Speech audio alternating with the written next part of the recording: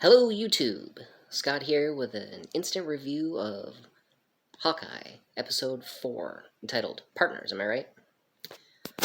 If you're looking for an overall view of this episode, there's some parts of it that were really good. Some parts of it that, I know were meant to be good, but I personally didn't like as much. And some things, just a little bit confusing. Really. The acting, of course, is still on point. The fight scenes, of which there were a couple. They did kind of mingle at one point, but they're really well choreographed. The relationship between Clint and Kate is, I don't know, it was like it was getting harder to define all through this episode, and then the end, well, I'll get to that. But you've got to start with, obviously, the beginning. It picks up exactly where the last episode left off, with Clint being held at sword point by Jack, and not just by any sword, the Ronin sword that he pocketed at that secret auction. And it doesn't exactly turn out to be, oh, I didn't know, who it was, it could have been an intruder or anything. It was Kate's mom walking in and being like, what is an Avenger doing in my living room? And, Kate wants to tell him that they're friends and partners. Clint wants no part of it.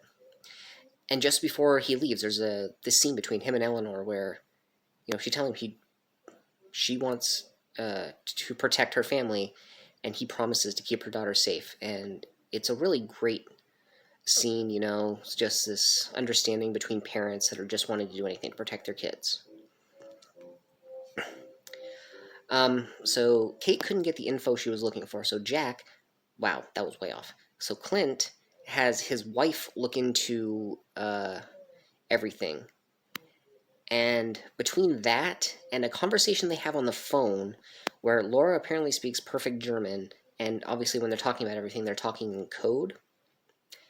If you remember that scene from Age of Ultron when they first get to Clint's house in upstate New York, and Laura comes out and, hugs Clint and everything, and Tony's like, oh, she's clearly just an agent.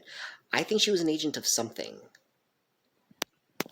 Because it seems like she's got a lot of training in this, and plus, she found out that Sloan Limited, the company that Kazi works for, has been bankrolling the Tracksuit Mafia, and wouldn't you know it, Jack, the most obvious villain of this entire series, is the CEO.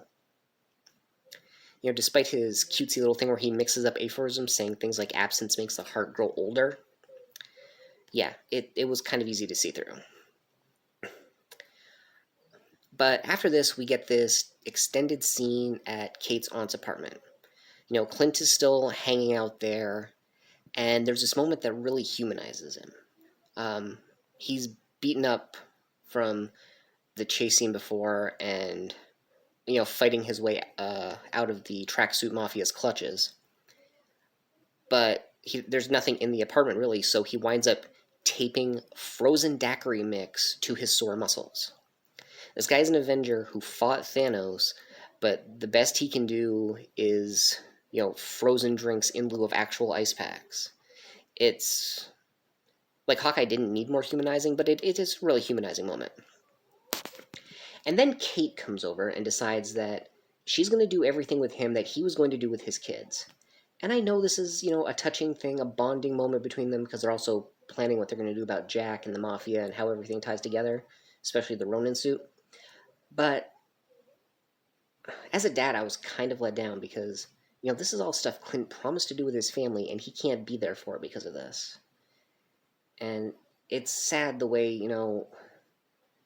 again, he's basically a superhero. He's fought, world-ending threats on multiple occasions, but he just can't get home to spend Christmas with his family. And in the midst of it, a plot point from the first episode comes back. You remember that watch that was going to be on auction at the black market auction? The one that was apparently from Avengers compound? Well, Clint knows what it's all about. He doesn't give Kate the exact details, but Laura gets back to him with a location on it because it has a tracker in it. So Clint and Kate go to stake the place out, And I'm completely forgetting something, aren't I? What is it? Oh, right. Clint needs all of his trick arrows.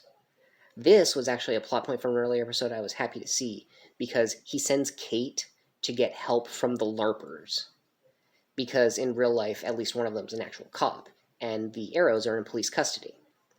And they agree to help as long as Clint and Kate can get the materials to make new costumes for themselves.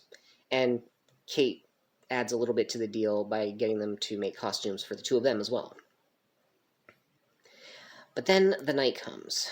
They're staking out the location, and Clint has a way to get in, and Kate decides to get in her own way.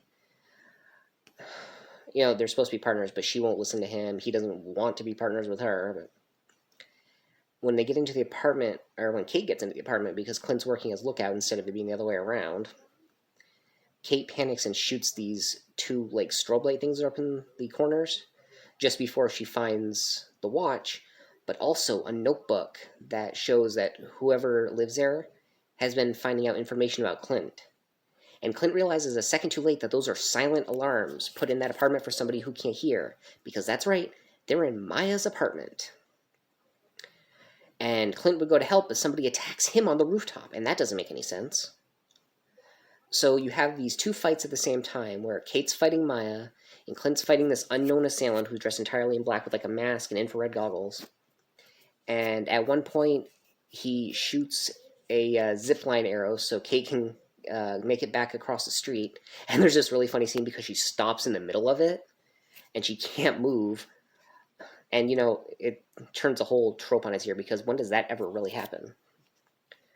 But this mystery woman, pulls down the zip line, and Kate is able to make it all the way over to try and help Clint. But Maya comes down too without any problems, which is a little weird.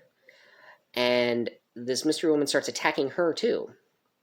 And that goes back and forth until Maya manages to get away, and the mystery woman is unmasked. And I've been saying woman this entire time, because wouldn't you know it, it's Yelena, Natasha Romanoff's sister. And that means things have gone from bad to worse, because as Clint tells Kate, somebody hired a Black Widow assassin to get in on this. And he tells her to go home and that it's over. Obviously, he's doing it to protect her. There's no possible way she sees it that way. But, so that means the watch is back. Black Widow assassins are back in the game. I'd like to see the LARPers show up again, at least one more time. So, I don't know how many episodes in we are. Well, I know we're 4 episodes in. I don't know how long this series is supposed to be. But if it's about him getting home for Christmas, then there's probably 2 more. So it'll be timed, to real life. So it's going to be interesting to see how this wraps up. Because they have to be coming to a showdown now. They can't introduce, a new character and not have that pay off soon, right? Why is there a Black Widow assassin involved? Is Jack going to get his comeuppance, most likely? Are we going to find out who he's working for? Is it the Kingpin? Could Kate's mother be involved somehow?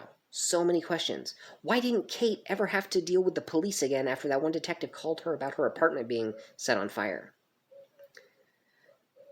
Are we going to get answers to all these questions? I don't know, but I really hope so. And I'd also like to know what you guys think. So, leave a comment down below, like, share, subscribe, all the usual stuff. And until next time, I've been Scott, and this has been an Instant Review, an offshoot of opinions no one cares about. Everyone has opinions. This one was mine.